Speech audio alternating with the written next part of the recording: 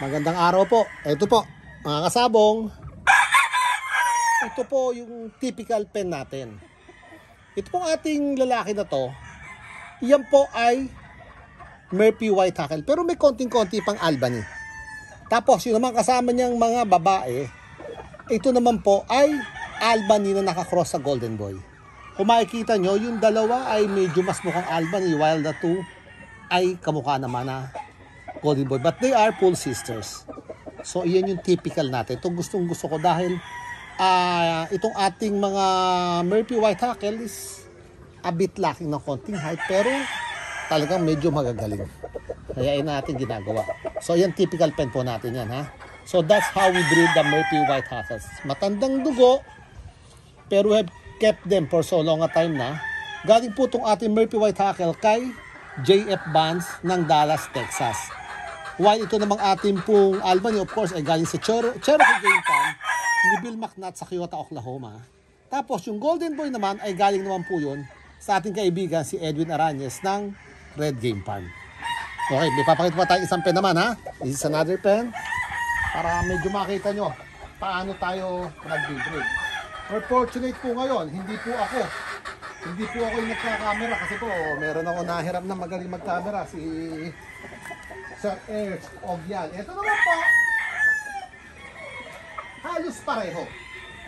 But, itong ating broodcock naman is a pure Murphy White Hackle. Sabi na papasukin ko at medyo may stopper, ano? Okay, ayan.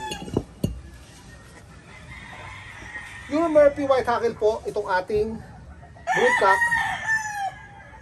Albany Golden Boy din po, yung ating babae.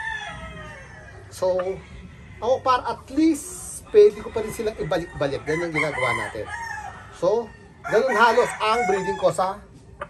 Pero itong aking Murphy, pag yung meron ng Albany, ibinebred ko to. Ginamit ko na yan sa bulik, basta Murphy Albany. Tapos ito rin pong ating puti, meron din ganon. So, okay, ito, nakadalawang pen na tayo. Boss, ilang minuto ba yan? No, 2.5. Okay. Ito naman. Ito, yung typical natin, kumbaga sa ano, ito yung bread and butter ng Candice Gin Farm. Okay. An Albany Brood Stag. Ba't po ganyan kababa? Kasi ginamit ito ng aking bantam dati. Albany yung papa, yun naman po mga babae, this is a Kelso blend.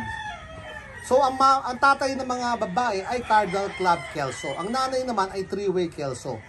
So, what I mean by three-way Kelso, Cardinal Club, na meron George Neal Kelso, at meron din pong ating Kelso naman na galing kay Bobby Fairchild.